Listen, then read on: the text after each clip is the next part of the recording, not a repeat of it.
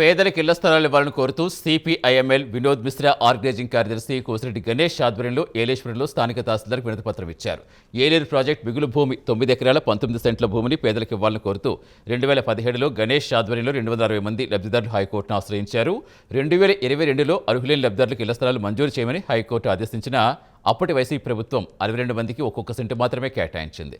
High court ఉత్తర్వుల ప్రకారం ఒక్కొక్కరికి 2 సెంట్లు కేటాయించాలని గణేష్ కోరారు.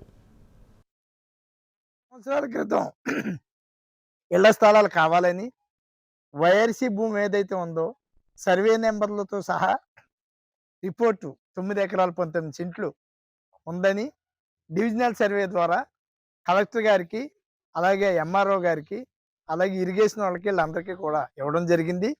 అప్పటి నుంచి కూడా మేము హైకోర్టుని ఆశ్రయించి హైకోర్టు కూడా డైరెక్షన్ ఇమ్మని ఇచ్చింది. కానీ జగనన్న ప్రభుత్వంలో మా లిస్టులో 62 మందికి ఇచ్చారు.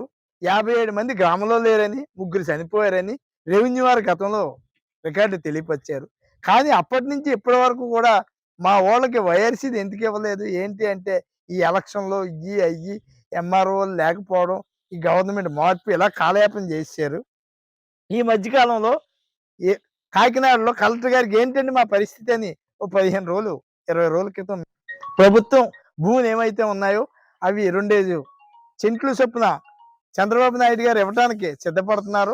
మీరు ఆధార్ కార్డులు, రేషన్ కార్డులు ఖచ్చితంగా ఎవరైతే అర్హులు ఉన్నారో హైకోర్టు ఆర్డర్లో వాళ్ళు అందరూ ఇవ్వండి అని ఎంఆర్ఓ గారికి చెప్పారట.